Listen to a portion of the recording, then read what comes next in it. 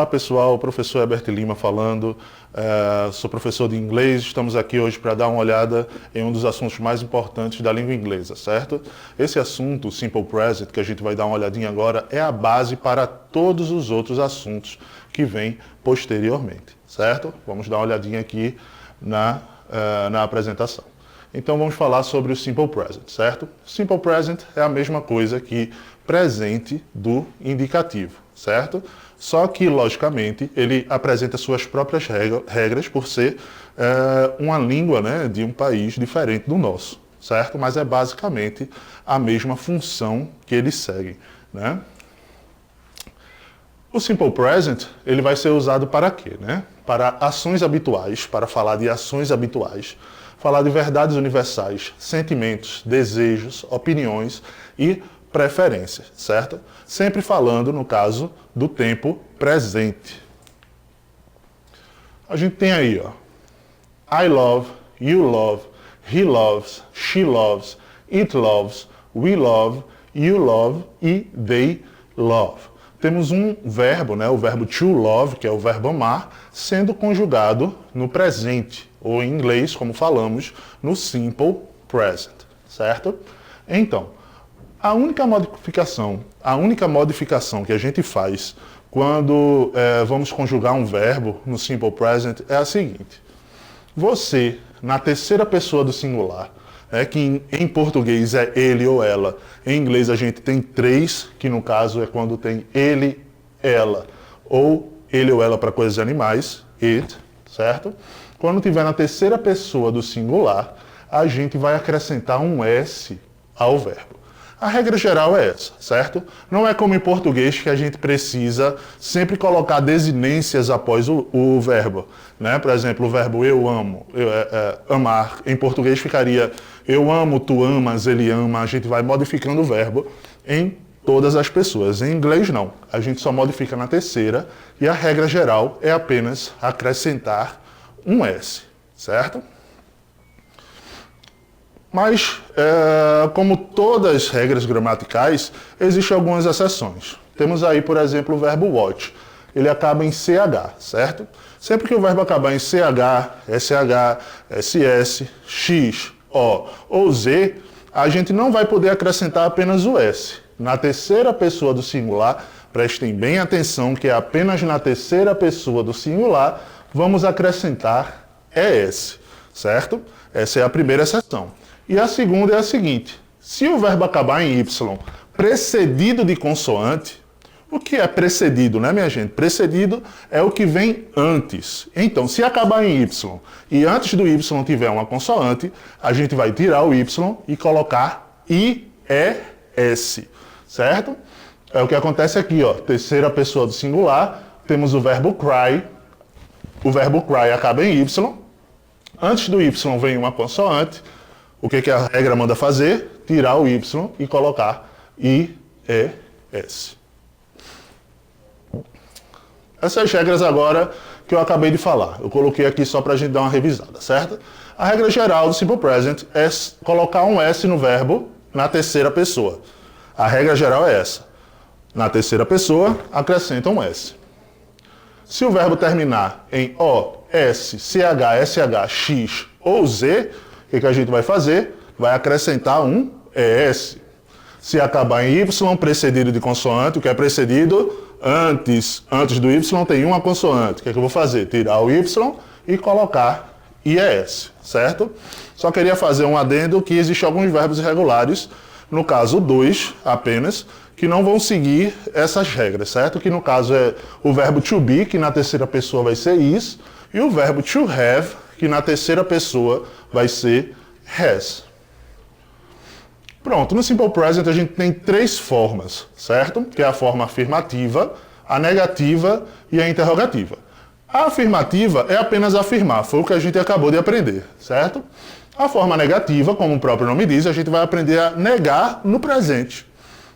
E a forma interrogativa, a gente vai aprender a perguntar no presente, certo?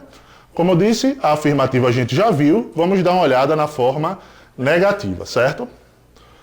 Para negar no Simple Present, basta a gente colocar do not antes do verbo. Professor, posso colocar apenas o not, que é o não? A gente não pode fazer isso. Por que a gente não pode fazer isso? Porque em inglês, para negar, a gente precisa usar um verbo auxiliar antes do not. Eu não posso falar aqui, no caso, I not read a book. Eu não leio um livro. Eu não posso falar isso. Eu tenho que colocar um do antes do not para fazer sentido em inglês, certo? Vai ficar I do not read a book. Beleza? Só que na terceira pessoa, como a gente acabou de ver, existem regras específicas, certo? Na terceira pessoa a gente tem aqui, ó, tá na afirmativa, viu, gente? Não tá na negativa ainda não. He, she, it reads a book. Tá na terceira pessoa, acrescentamos o S, que é a regra geral, certo?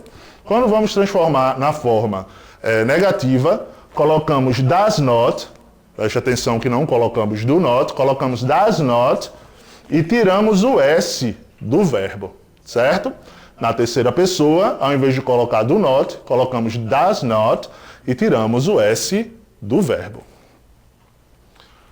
Vejam aí esse exemplo, né? Eu como pizza, se eu quiser transformar em eu não como pizza, vai ficar I do not eat pizza. O não vai ser o do not. Ele come pizza, ele, terceira pessoa, he eats pizza. Terceira pessoa, não é? Se eu for colocar o não ali, eu posso colocar o do not? Não posso, vou ter que colocar o does not. Por quê? Does not é a terceira pessoa do singular, certo? É a regra da terceira pessoa do singular. Lembrando, gente, que existe o do not e existe o does not, certo? Mas a gente pode usar a forma contraída deles, que é até mais usual na fala, né? O do not eu posso transformar em don't, e o does not eu posso transformar em doesn't, certo? Agora vamos dar uma olhadinha na forma interrogativa. Temos aqui, ó, como a gente vai fazer perguntas usando o simple present. A gente vai fazer da seguinte forma.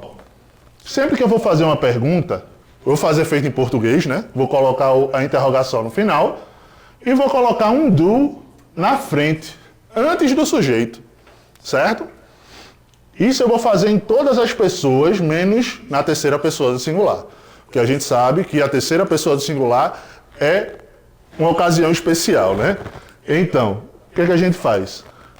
Ao invés de colocar o do na terceira pessoa do singular, a gente coloca o das, certo, gente?